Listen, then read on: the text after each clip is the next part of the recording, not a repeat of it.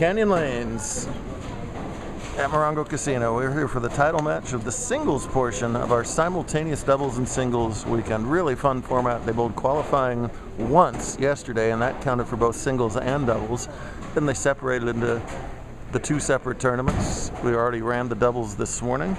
This is now the singles finals, and in the scratch division, Kyle Reed has won 2 matches in the stepladder to face top seed Elias O'Halloran for the title, while that guy, JP Griffin, has stayed in charge of the handicap division all week long, but he's got his hands full right now against Brandon Rother, who is on fire. He shot 268, scratched the last game to get here, and he is getting 11 pins against Griffin and has the lead scratch in the match, and they're already shooting in the 6th frame.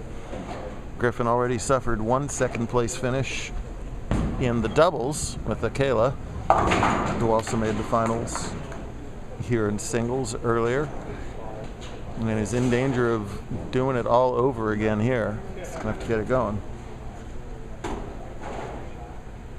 Akela lost that opening stepladder match to Amanda Hansen, and Rother then beat Amanda in the semifinals.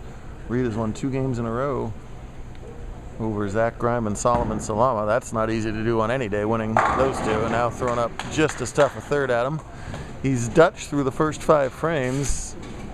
Dutch today has usually gotten you a big pile of squat because the scores have been super, super high. But as it stands, he still has himself a 3-pin lead because Elias is not yet doubled. He can fix that, though, with a 5th frame strike here, which would be a double and would be a lead. And it is. Elias already a winner today in the U17, beating Griffin for that. So the 2 top seeds played each other for the U17 crown.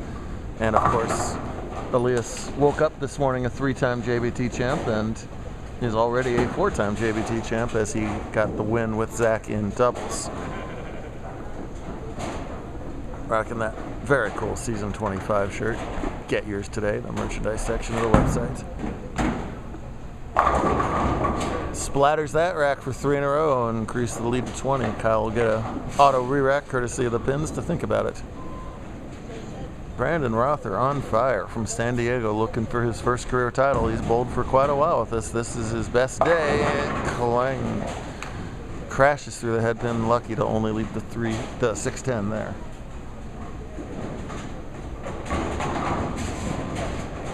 Made a top 4 about a year ago. Of course, there's been not that much bowling since a year ago. Undoes the backup ball at the 610 and just stays on the lane into it. That's a nifty little trick to pull off at that age, whatever it is. Speaking of age, here's Kyle Reed. Come on, that's award-winning segues there, folks. This is Kyle's senior season. You got to be 21 or under on August 1st to start a year. Oh boy, is he throwing the ball well. 256 in the win over Reed, in the win over Grime, rather. Another big score in the win over Solomon.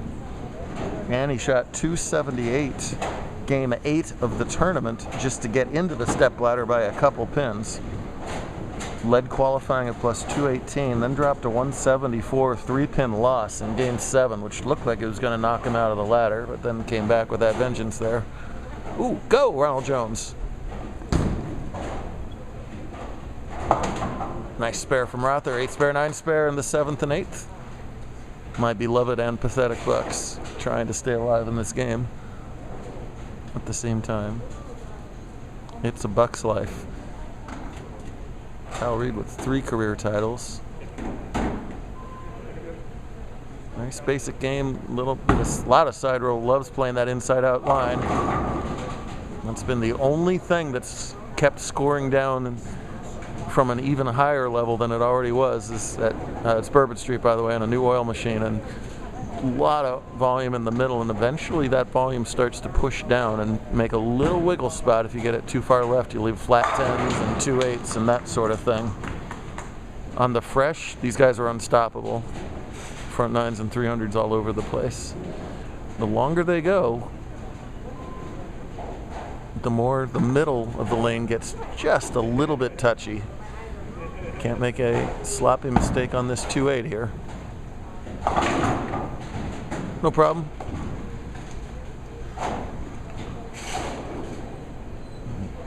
The problem for him is that O'Halloran's got 3 in a row.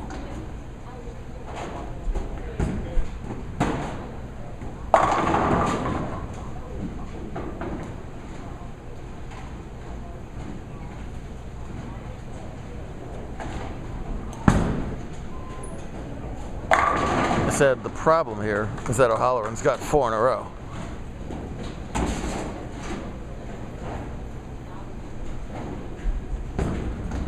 Meanwhile, Griffin over there, problems of his own. He's unable to catch a double. So he trails in this match. Oh gosh. By more than I had realized, he is in big, big trouble here. And that will be a frustrating result for JP if he finishes second in doubles, second in U17, and second in singles after going plus 365 for his 8 games. Just brilliant. Only one previous game in singles today has been under 200, and that was a 193. And that's the pace that he's going on right now, and Rother is feeling it, is what he is.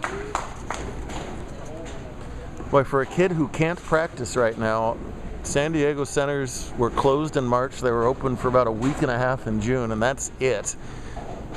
He's gotten out to a couple Arizona events, not many. It's a dream day for him. Reed's still in this match. Gotta get some X's together. That body language tells the story, doesn't it? Oh, Rother would miss this for 205 plus the 11,226 is plenty. He's a JBT champ.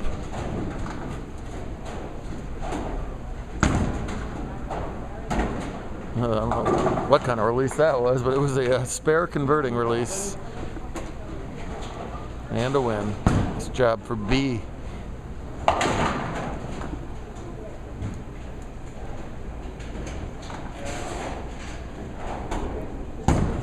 Well,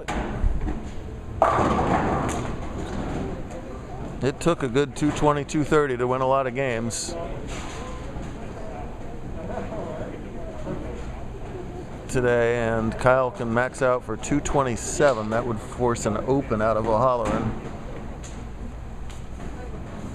So definitely a must-strike scenario here for him. Got a feel for Griffin. He's miles ahead of the field, but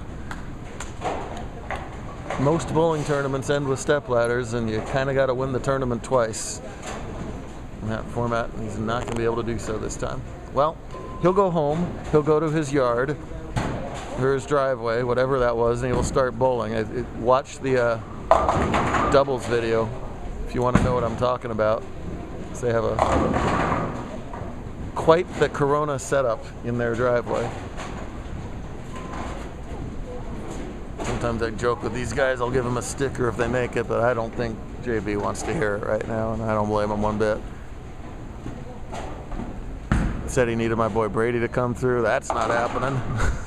And it didn't happen in this match either. Tough finish for him, but a great weekend. Oh, and Elias does open, so drama and scratch. We'll get back to that in just a second.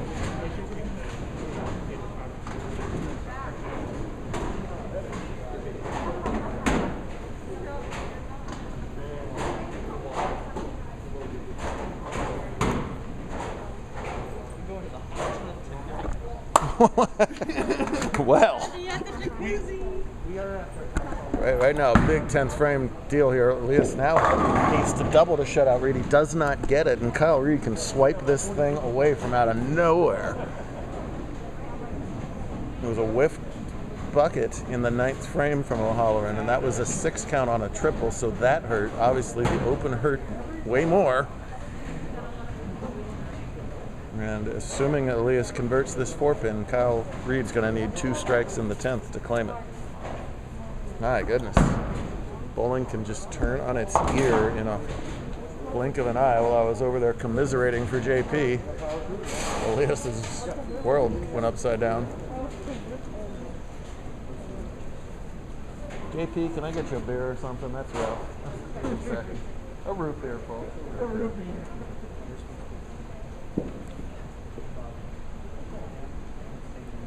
Fill ball doesn't matter a lot here. 7 or 8 should do. 10 will do just fine. Hard to say a 221 is disappointing, but it may be supremely disappointing if Kyle Reed can dig out the next 2 strikes. Wow. For a guy who made, by the way, he's 13, so I say for a guy who made very few mistakes today. A potentially catastrophic one. Sorry if I'm... No, you don't get that many chances to double for titles. That's all you can ask for as a bowler. Here it comes.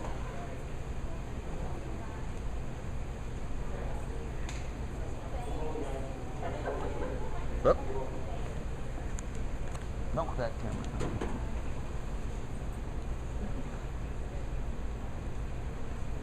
It's a veteran move, and nobody's more veteran than Kyle Reed. If it didn't feel right, stop and do it again. Did you think the bucket was a good shot, or did you just miss it? I missed it a little bit. The spare I thought would make it. Well, you might get away with it. You might not.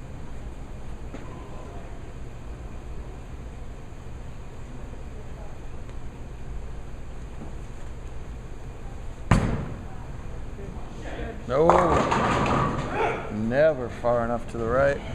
He begged for it to shim the whole way. It wasn't going to happen. You know, Holleran dodges a bullet. He woke up a 3-time JBT champion. He's going to go to sleep tonight a 5-time JBT champion. How about that?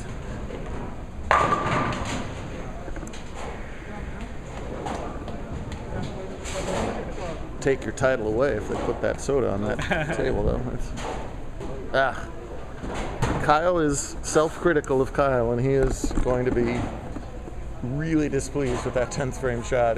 That was an arrow plus left at the break, and you see how much room to the right there was. That fill ball's almost more painful to watch. Well bowled match on a really entertaining weekend of action here. Congrats to all the finalists. We will do it all over again. And where are we going? Let's go to Arizona in 2 weeks. We'll see you then.